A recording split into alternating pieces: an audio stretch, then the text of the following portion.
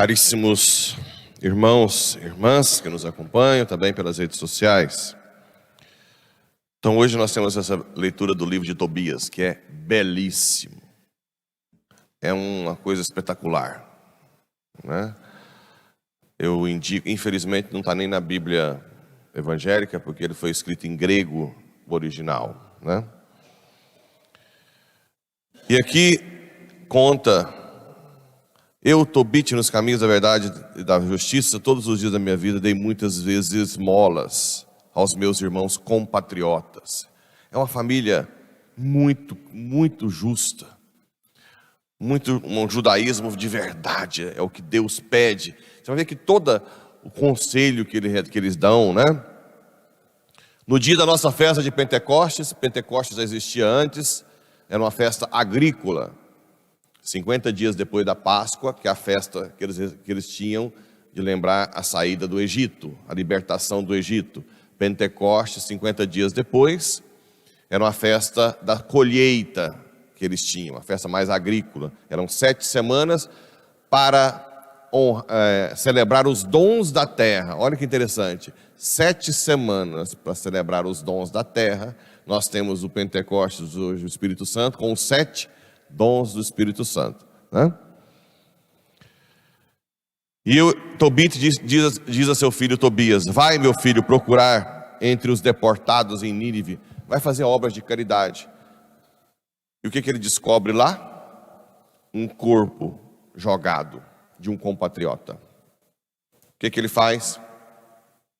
Sepulta-o. O que é esse ato de sepultar os mortos na igreja? Faz parte do quê?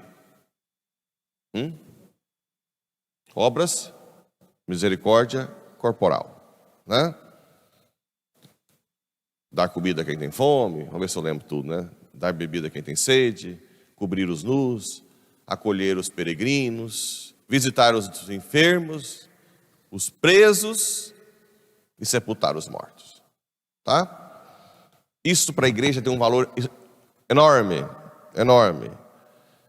Então vocês veem que é uma família que, apesar de ainda ser muito antes de Cristo, tem valores cristãos já, que é claro, é o mesmo Deus, né? Na alma. É um livro espetacular, né? E ainda sofre de alguns falando: esse cara é louco, ele já quase morreu por fazer isso e continua sepultando os mortos. Ou seja, a mesma perseguição de quem faz o bem, né? Sofreu naquela época. É um livro espetacular, vale a pena ler, reler.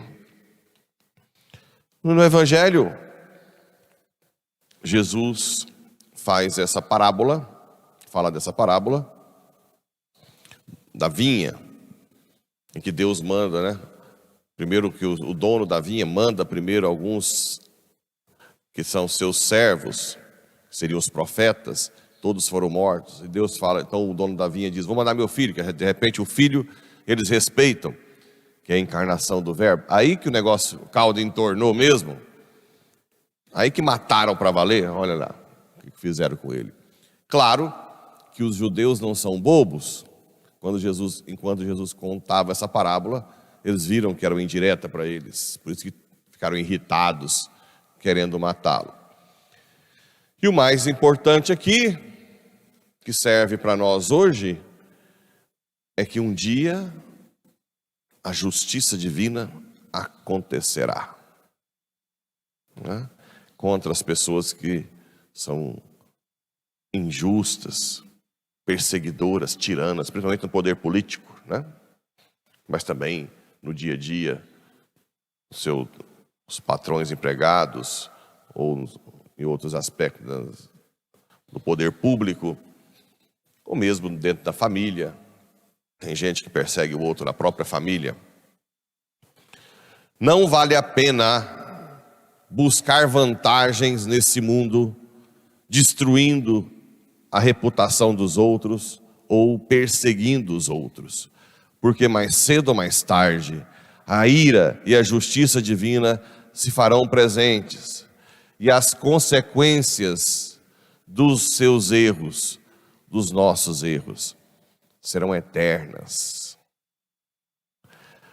Nós só temos a condição, a possibilidade de nos redimirmos com castigos temporários se nós arrependemos. Porque se chega até o fim da vida sem arrependimento e sem mudança, quando vier o castigo e a justiça divina, as consequências serão eternas, porque Deus é eterno.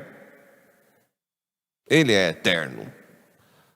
Quando a gente fere a Deus e não nos arrependemos, porque nós só podemos perder as penas eternas quando nós usamos os méritos dados por Cristo. Porque é só Ele que restabelece a justiça, porque Ele é Deus. Entre nós e Deus não existe relação de justiça, porque Deus é infinitamente superior a nós. Um pecado já é suficiente para nos rompermos com Deus completamente. Só podemos nos redimir de um pecado pelos méritos de Cristo. Mas para usar os méritos de Cristo, nós temos que usar o nosso livre-arbítrio.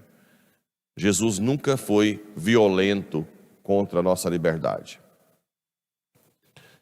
Se nós não nos mudamos, não nos convertemos em vida, usando os méritos de Cristo, por exemplo, a confissão, a Eucaristia, a graça, quando vier a justiça divina, como nós não temos mais capacidade de restabelecer justiça sem Cristo, as penas serão eternas. Eternas. Meu sonho era de Deus me dar um LCD, uma televisão de LCD, mostrando um pouquinho do inferno, e sair nas ruas de Borá. Né?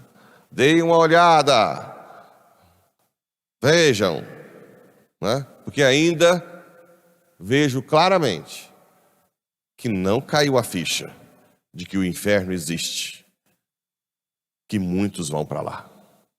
E não é porque Deus é mau, já falei isso 1000 vezes, é porque Deus leva a sério a sua decisão.